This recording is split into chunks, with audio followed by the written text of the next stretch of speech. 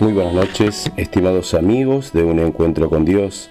Es un gozo poder estar nuevamente compartiendo una porción de la palabra de Dios. Todos sabemos que estamos viviendo en la cultura posmoderna, en donde las historias son una manera importante de transmitir verdades. Muchos autores afirman que la posmodernidad ha significado el final de la verdad expresada en forma de proposiciones, de argumentos, de conceptos, para dar paso a la verdad expresada por medio de historias, de narraciones. Dicen, el hombre posmoderno está más abierto y entiende mejor las verdades cuando le son transmitidas por medio de historias. Su cerebro y estructura de pensamiento es más adecuada para este estilo y se acostumbra fácilmente a ello. Y eso se aprecia aún más en las generaciones de jóvenes. Y no deja de ser interesante que de nuevo podamos encontrar en la Biblia la orientación acerca de cómo afrontar los nuevos desafíos de la comunicación que la posmodernidad nos presenta. Esta orientación viene de Jesús, el gran narrador de historias. Jesús creó y usó las historias para hablarnos acerca de Dios y de nosotros mismos. Utilizó relatos para enseñarnos acerca de la vida, de los problemas, de los desafíos y para hablarnos acerca de las relaciones, el sentido y el propósito de la vida. Hoy vamos a ver uno de los relatos de amor más maravillosos de la Biblia. Y lo encontramos en la historia del Hijo Pródigo.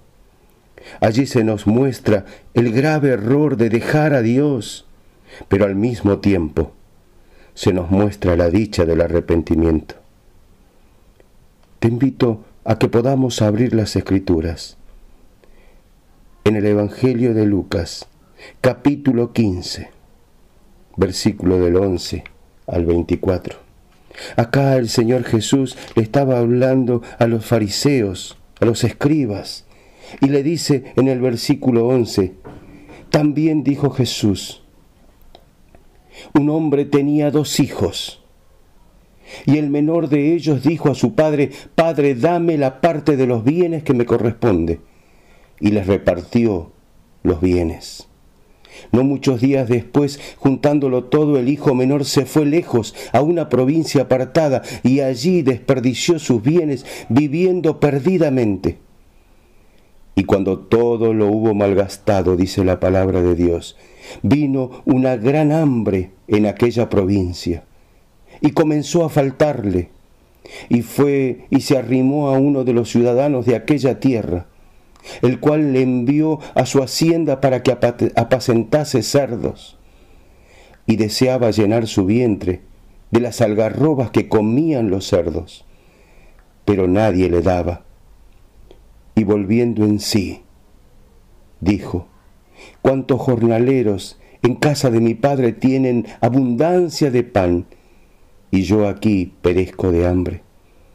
Me levantaré e iré a mi padre, y le diré, Padre, he pecado contra el cielo y contra ti. Ya no soy digno de ser llamado tu hijo. Hazme como a uno de tus jornaleros. Y levantándose, vino a su padre. Y cuando aún estaba lejos, lo vio su padre. Y fue movido a misericordia y corrió y se echó sobre su cuello y le besó. Y el hijo le dijo, Padre, he pecado contra el cielo y contra ti, y ya no soy digno de ser llamado tu hijo. Pero el padre dijo a sus siervos, sacad el mejor vestido y vestidle, y poned un anillo en su mano y calzado en sus pies, y traed el becerro gordo y matadlo, y comamos y hagamos fiesta, porque este mi hijo muerto era y ha revivido, se había perdido y es hallado. Y comenzaron a regocijarse. ¡Qué maravillosa esta historia! Esta parábola describe la trayectoria de la vida de un joven judío. La historia comienza con el hijo menor de una adinerada familia que le pide a su padre la parte de la herencia que le corresponde para marcharse fuera de casa. Desea irse lejos y poder vivir su propia vida. En realidad lo que el hijo busca es su independencia, vivir su propio proyecto de vida sin tener que depender del padre, aunque eso sí, para llevarlo a cabo necesita los recursos económicos de su papá. La trayectoria de este muchacho comienza antes de la salida de casa y la podemos dividir en etapas. La primera etapa consiste en una partida psicológica del hogar paterno, pero no puede irse hasta que el padre le proporciona los medios económicos necesarios. Sin embargo, mentalmente está ya fuera de la casa. Siempre hay una partida emocional antes de que se produzca la partida física. Y muchas veces la partida física no se produce antes simplemente por faltas de recurso u oportunidad para hacerlo. Entonces podemos decir que la primera etapa de esta trayectoria de vida consiste en la partida emocional y la segunda etapa es la partida física, cuando este muchacho se va de su casa. Pero después podemos ver una tercera etapa. Es vivir independientemente su propio proyecto de vida. La parábola nos indica que durante un tiempo, no sabemos cuándo, él disfruta de todos los beneficios y ventajas de la vida independiente sin tener que rendir cuentas a nadie. Este joven saborea el lado amable, glamoroso de la vida. Todas las cosas van viento en popa, al menos mientras los recursos le duran. Pero allí empieza la cuarta etapa de su trayectoria, cuando todo deja de ser color de rosa y comienza a experimentar el lado amargo y doloroso de la vida. En la historia que Jesús relata, esto ocurre cuando se le acaba el dinero y una situación de hambre sacude todo el país. El muchacho se ve en una condición lamentable. Llega a la degradación más baja que un judío puede experimentar: tener que cuidar los cerdos. En esa etapa están representados los fracasos, las decisiones, las metas no alcanzadas, los amigos que abundan cuando hay recursos y desaparecen en los momentos de necesidad y prueba. Pero luego viene la quinta etapa, la etapa de la reflexión sobre la propia situación. La versión Reina Valera dice, y volviendo en sí. Y la versión más contemporánea, Dios habla hoy, dice, al fin se puso a pensar. El joven es capaz de ver con realismo su situación, considerar su trayectoria de vida pasada y reconocer, por doloroso que le resulte, todo lo que ha perdido al marcharse de la casa de su padre. Se da cuenta que volver es la única solución posible. Incluso no puede volver en su condición de hijo. Vale la pena hacerlo, aunque sea como empleado. La historia sigue y entramos en la sexta etapa, la vuelta a casa. El camino de regreso debe ser sin duda doloroso y difícil. No existe ninguna garantía de que será aceptado, ni siquiera en la condición de trabajador asalariado. Pero ¿qué otra cosa podía ser? El fin de la historia en este caso es feliz. El muchacho resulta aceptado y restaurado a la condición de hijo. El anillo que se le coloca en su dedo tiene ese significado, y no como empleado o asalariado. Las sandalias que le ponen en sus pies tienen ese significado, pues solo los siervos andan descalzos, pero él es hijo. La realidad, sin embargo, nos muestra que no todas las historias acaban con un final feliz. No todos los hijos deciden volver a casa. y no todos los que vuelven son aceptados por sus padres. Ahora déjame decirte que toda persona en este mundo, sea consciente de ello o no, está inmerso en un viaje espiritual personal. Vos y yo estamos inmersos en un viaje espiritual. Y ese viaje, esa trayectoria comienza con la rebelión y el deseo de vivir independientemente de Dios. Vivir al margen de Dios. El ser humano quiere ser libre, independiente, y percibe la casa del Padre, la relación con Dios, como algo que lo agobia, lo oprime y le impide gozar con total plenitud de la vida. Es precisamente fuera de la casa, en aquel país lejano, donde uno cree que puede ser feliz.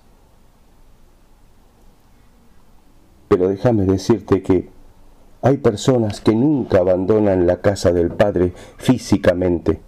Es decir, nunca dejan el ambiente religioso de la iglesia. Eso se puede dar por miedo, inseguridad o falta de oportunidad. Sin embargo, hace ya tiempo que han abandonado emocionalmente la casa. Sus cuerpos están ahí, pero sus corazones no. Ya que como el mismo Jesús dijo, donde está tu tesoro, allí está tu corazón. Hay jóvenes y adultos que están en la iglesia, pero sin embargo, puedo asegurarles que sus corazones están lejos de allí. En la segunda etapa de este viaje, vemos que consiste en marcharse y comenzar a vivir ese proyecto al margen de Dios. Es la vida autónoma, independiente, en la que las diferentes áreas no deben ser puestas bajo el control y la soberanía de Dios. Queremos vivir libres, sin pensar en Dios. Representa el marcharse al país lejano, donde uno puede hacer su propia vida, lejos de la mirada y el control del Padre. Pero en la tercera etapa, vemos cómo este joven disfruta de una vida sin Dios. Tenemos que ser realistas acerca de este tema. Muchas veces pensamos que no todo es miseria, dolor, sufrimiento, frustración e infelicidad cuando se vive al margen de Dios. Miramos a las personas no cristianas y muchas de ellas no solo parecen disfrutar de la vida, sino que de hecho la pasan bien. Pero hay una cuarta etapa que consiste en afrontar la consecuencia y la realidad de que la vida sin Dios no siempre nos da lo que promete y que el sufrimiento, la decepción, la derrota, la insatisfacción y la falta de sentido, tarde o temprano, aparecen en la vida de todo ser humano. Por más que muchas personas se pasen la vida huyendo del dolor y el sufrimiento, irremediablemente, este las alcanza, nos alcanza a todos. Pero la quinta etapa suele llevar a todo ser humano a una reflexión profunda acerca de la vida, su sentido, propósito y significado. Si bien es cierto que esta quinta etapa se desarrolla de manera diferente para cada individuo, algunos simplemente no quieren pensar. Les resulta demasiado doloroso tener que afrontar esas duras preguntas acerca del propósito y significado de la vida. Se desestabilizan emocionalmente y prefieren pasar por alto el tema. Otros son demasiado orgullosos para reconocer su fracaso. También existen personas que, aunque lo reconozcan, no pueden evitar la realidad de la vida. Son demasiado orgullosos para volver a la casa del Padre, para volver a Dios y encontrar en Él la respuesta de sus preguntas y necesidades.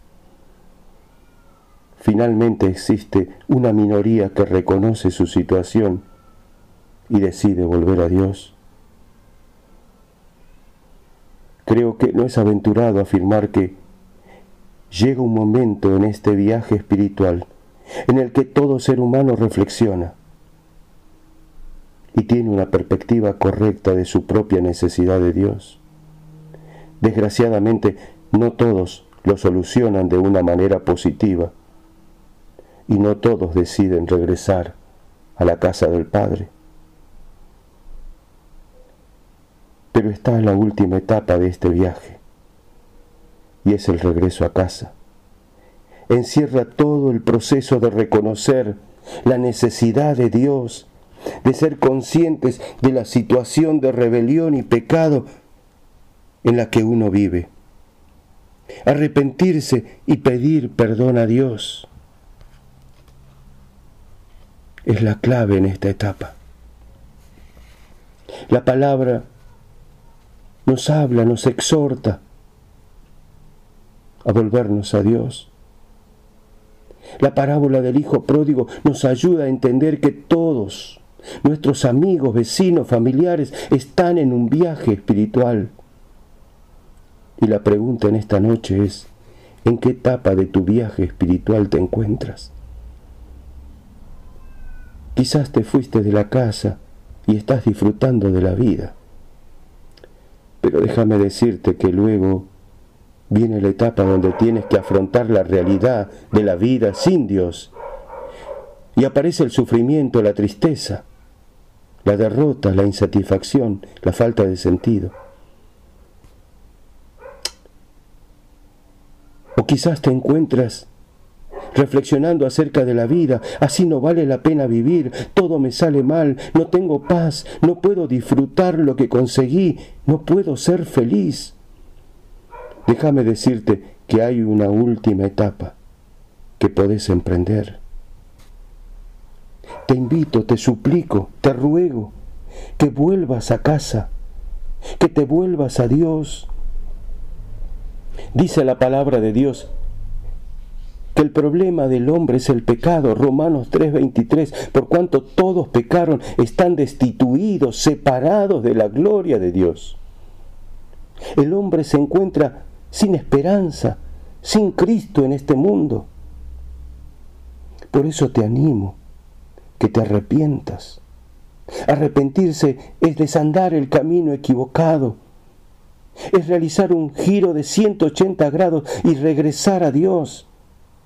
Arrepentirse significa humillarse ante la presencia de Dios para reconocer que nos hemos equivocado al apartarnos de su camino.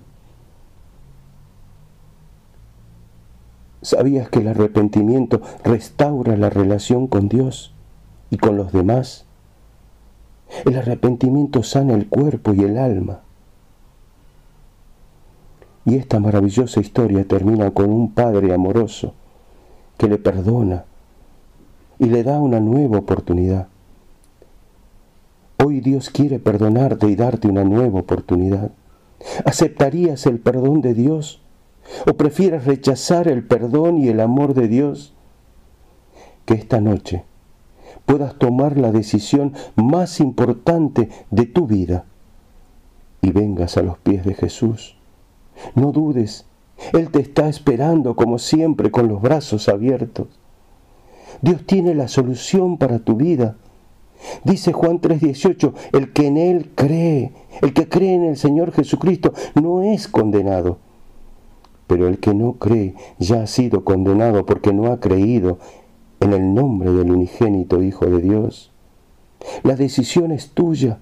La Biblia nos promete en Romanos 10, del 9 al 10, que si confesamos con nuestra boca que Jesús es el Señor y creemos en nuestro corazón que Dios le levantó de los muertos, dice la palabra de Dios, serás salvo.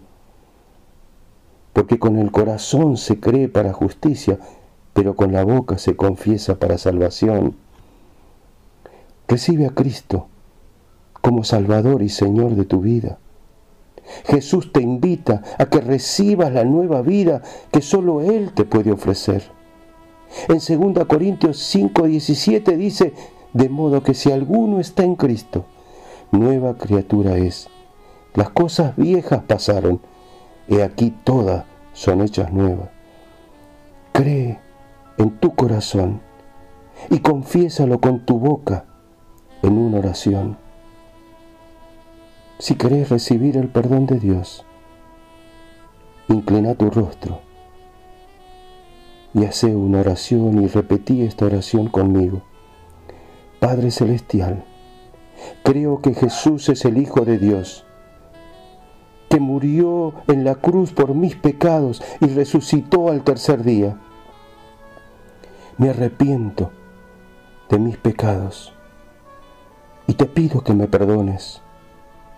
Envía ahora tu Espíritu Santo a mi corazón para darme el poder de rechazar lo malo y caminar en tu voluntad. Gracias por salvarme y hacerme partícipe de tu reino en este día. Amén. Queremos terminar este momento maravilloso que compartimos. Vamos a orar para despedirnos. Señor, te damos las gracias por la bendición de la vida, por este nuevo día, porque tus misericordias se renuevan cada día. Te damos las gracias por cada oyente que se une con nosotros en oración. Hoy pedimos que tu paz, la que tú das, gobierne nuestro corazón, que podamos descansar en ti por encima de cualquier dificultad. Mira, Señor, a los oyentes que han perdido la paz, que han perdido el gozo, que están preocupados, angustiados, tristes por la situación que les toca vivir. Hoy pedimos que tu paz esté llenando cada corazón, que nos fortalezcas en medio del problema y que la fe no nos falte y que podamos vivir confiando en ti, porque tú estarás con nosotros, como dice tu palabra, todos los días hasta el fin del mundo. Gracias, Señor, por transformar cada situación para nuestro bien. Ayúdanos a soportar, a ser pacientes, sabiendo que después de la prueba recibiremos el premio que tú tienes para cada uno de nosotros. Hoy decidimos, como el Hijo pródigo, volver a la presencia de Dios y vestirnos con su amor, con su paz. En el nombre del Señor Jesús. Amén y amén. Si este audio ha sido de ayuda para vos, compártelos con tus contactos. Recuerda suscribirte a nuestro canal de YouTube y a seguirnos en Instagram. Bendiciones y un feliz día para todos. Y recuerda que cuando las pruebas de la vida te golpean con fuerza, el Señor está a tu lado y Él te dará la victoria. Amén y amén.